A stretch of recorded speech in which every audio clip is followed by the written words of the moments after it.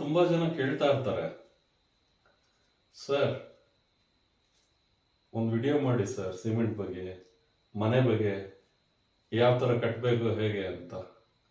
ನಾನು ತುಂಬ ದಿನದಿಂದ ಅಂದ್ಕೊಳ್ತಾ ಇದ್ದೆ ಮಾಡಬೇಕು ಅಂತ. ಸೊ ನಾನಿವಾಗ ಶುರು ಮಾಡ್ತಾ ಇದ್ದೀನಿ. ತುಂಬ ಜನರ ಕನ್ಫ್ಯೂಷನ್ನ ನಾನು ನಿವಾರಣೆ ಮಾಡಬೇಕಾಗಿದೆ. ಎಷ್ಟೋ ಜನ ಅಪ್ಲೋಡ್ ಮಾಡ್ತಾ ಇರ್ತಾರೆ, ಎಲ್ಲ ಅರ್ಧಂಬರ್ಧ ಇರ್ತದೆ. ಹಾಗಾಗಿ ನಾನು ವಿಡಿಯೋನ ಇನ್ಮೇಲಿಂದ ರೆಗ್ಯುಲರ್ ಆಗಿ ಅಪ್ಲೋಡ್ ಮಾಡ್ತಾ ಇರ್ತೀನಿ. ದಯವಿಟ್ಟು ನೀವು ನನ್ನ ವಿಡಿಯೋನ ಸಬ್ಸ್ಕ್ರೈಬ್ ಮಾಡಿ, ಹೆಚ್ಚಿನ ಜನ ನೋಡ್ತಾ ಇರಿ, ಲೈಕ್ ಮಾಡಿ. ನಾನು ಶ್ರೀ TS ಇನ್ಫ್ರಾ ಪ್ರೈವೇಟ್ ಲಿಮಿಟೆಡ್ನಿಂದ ತಾರೀಶ್ ಕುಮಾರ್ ಮಾತಾಡ್ತಾ ಇದ್ದೀನಿ. ನಮಸ್ಕಾರ. ತುಂಬ ಜನ ಕೇಳ್ತಾರೆ, ಸರ್ ಯಾವ ಸಿಮೆಂಟ್ ಯೂಸ್ ಮಾಡಬೇಕು ಸರ್, ಹೇಗೆ ಯೂಸ್ ಮಾಡಬೇಕು ಸರ್, ಎಲ್ಲೆಲ್ಲಿ ಯೂಸ್ ಮಾಡಬೇಕು ಅಂತ. ವೀಕ್ಷಕರೇ, ಸಿಮೆಂಟು ಗ್ರೇಡ್ ಬಂದ್ಬಿಟ್ಟು 3 ಟೈಪ್ ಇದೆ. 33 ಗ್ರೇಡು, 43 ಗ್ರೇಡು, 53 ಗ್ರೇಡ್ ಅಂತ. ಸರಿ, ಗ್ರೇಡ್ ಅಂದ್ರೆ ಏನಪ್ಪ? ಗ್ರೇಡ್ ಅಂದ್ರೆ ಬಲ ಅಂತ, ಶಕ್ತಿ ಅಂತ.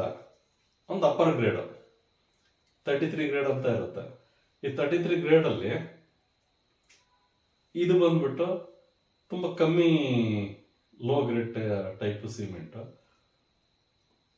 ನೆಕ್ಸ್ಟ್ ಗ್ರೇಡ್ ಬಂದು 43 ಗ್ರೇಡ್ ಅಂತ ಇರುತ್ತೆ. 43 ಗ್ರೇಡ್ ಇದಕ್ಕಿಂತ ಅಪ್ಪರು. ಮತ್ತು 53 ಗ್ರೇಡ್ ಇದು ಇದಕ್ಕಿಂತ ಅಪ್ಪರು. ಅಂದ್ರೆ ಶಕ್ತಿ ಅಂದ್ರೆ ಬಲ. ಗ್ರೇಡ್ಸ್ಗಳು ಅಂದ್ರೆ ಯಾವಾಗಲೂ ಅಷ್ಟೇ 33, 53 ಗ್ರೇಡ್ ಅಂದ್ರೆ ಬಲ ಕೊಡೋದು. ಯಾವುದಕ್ಕೆ? ಕ್ಯೂರಿಂಗ್ ಸ್ಟ್ರೆಂತ್ಗೆ ಬಲ ಕೊಡುವಂಥದ್ದು. ಸೊ 33 ಗ್ರೇಡು ತುಂಬಾ ಕಂಪ್ನಿಗಳು ಇವಾಗ ಮ್ಯಾನುಫ್ಯಾಕ್ಚರಿಂಗೇ ಮಾಡ್ತಾ ಇಲ್ಲ. ಆಲ್ಮೋಸ್ಟ್ ಅದನ್ನ ಮ್ಯಾನುಫ್ಯಾಕ್ಚರಿಂಗ್ ತುಂಬಾ ಕಮ್ಮಿ ಮಾಡಿಬಿಟ್ಟಿದ್ದಾರೆ. 33 ಗ್ರೇಡ್ನ ಆಲ್ಮೋಸ್ಟ್ ಮೆಜಾರಿಟಿ ಎಲ್ಲಿ ಯೂಸ್ ಮಾಡ್ತಾರಪ್ಪ ಅಂದ್ರೆ 33 ಗ್ರೇಡ್ ಬಂದ್ಬಿಟ್ಟು ಪ್ಲಾಸ್ಟಿಂಗ್ ಅಲ್ಲಿ, ಸ್ಲ್ಯಾಬ್ ಫ್ಲೋರಿಂಗ್ ಅಲ್ಲಿ ಯೂಸ್ ಮಾಡ್ತಾರೆ. ಇದು ತುಂಬಾ ಇವಾಗ ಕಮ್ಮಿ. ಹಾಗಾಗಿ ಇದನ್ನ ಆದಷ್ಟು ನೆಗ್ಲಿಜಿಬಲ್ ಆಗಿ ಇಟ್ಕೊಂಡ್ರೆ ಒಳ್ಳೇದು. Next 43 grade.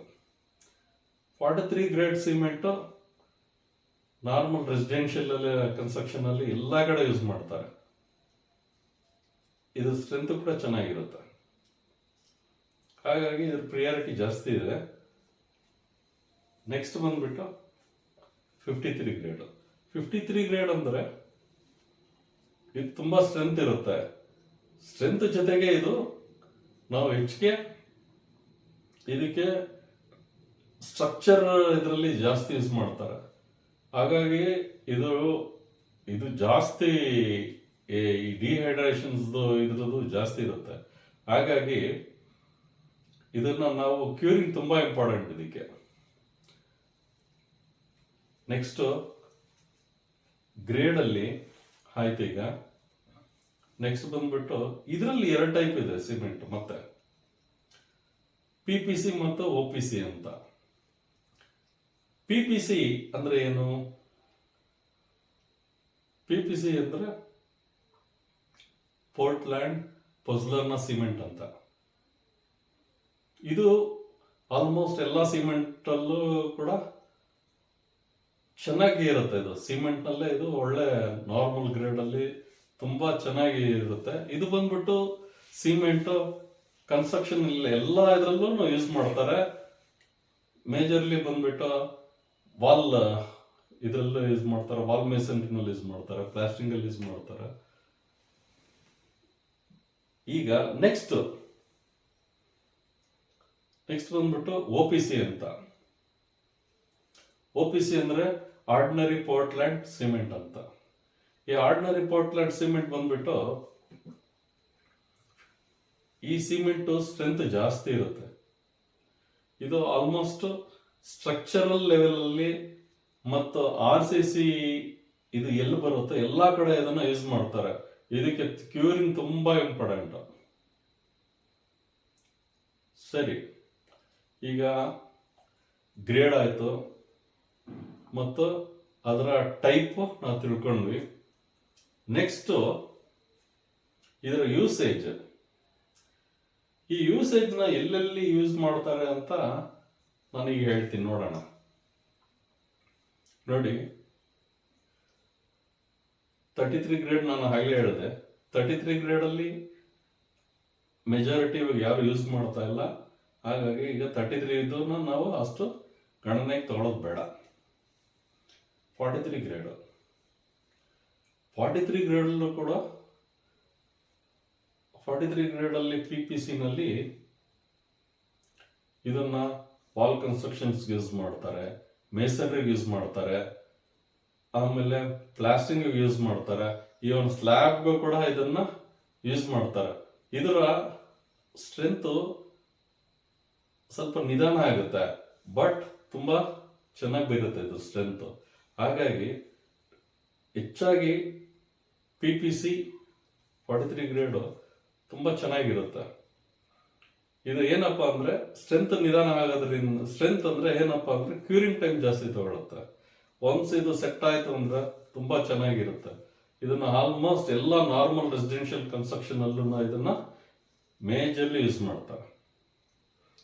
Next 53 grade OPC. 53 grade OPC ನಲ್ಲಿ ಇದನ್ನ ತುಂಬಾ ಮೈನ್ ದೊಡ್ಡ ದೊಡ್ಡ ಸ್ಟ್ರಕ್ಚರ್ಸ್ಗಳಲ್ಲಿ ಯೂಸ್ ಮಾಡ್ತಾರೆ. ಅಪಾರ್ಟ್ಮೆಂಟ್ಗಳಲ್ಲಿ, ಹೈ ರೈಸ್ ಬಿಲ್ಡಿಂಗ್ ಅಲ್ಲಿ, ಇದರಲ್ಲೆಲ್ಲ ಇದನ್ನ ಬ್ರಿಡ್ಜಸ್ಗಳಲ್ಲಿ ಇದನ್ನ ಯೂಸ್ ಮಾಡ್ತಾರೆ. ಈವನ್ ರೆಸಿಡೆನ್ಷಿಯಲ್ ಕನ್ಸ್ಟ್ರಕ್ಷನ್ ಅಲ್ಲೂ ಯೂಸ್ ಮಾಡ್ತಾರೆ. ರೆಸಿಡೆನ್ಷಿಯಲ್ ಕನ್ಸ್ಟ್ರಕ್ಷನ್ಸ್ ಅಲ್ಲಿ ಇದನ್ನ ಹೆಚ್ಚಿಗೆ ಎಲ್ಲಿ ಯೂಸ್ ಮಾಡ್ತಾರಪ್ಪ ಅಂದ್ರೆ ಮೇಜರ್ಲಿ ಬಂದ್ಬಿಟ್ಟು ಪಿಲ್ಲರ್ಸ್ ಅಂದ್ರೆ ಕಾಲಮ್ ಅಲ್ಲಿ ಯೂಸ್ ಮಾಡ್ತಾರೆ, ಬೀಮ್ ಅಲ್ಲಿ ಯೂಸ್ ಮಾಡ್ತಾರೆ, ಸ್ಲ್ಯಾಬ್ ಅಲ್ಲಿ ಯೂಸ್ ಮಾಡ್ತಾರೆ, ಫೌಂಡೇಶನ್ಸ್ ಅಲ್ಲಿ ಹೆಚ್ಚಿಗೆ ಯೂಸ್ ಮಾಡ್ತಾರೆ.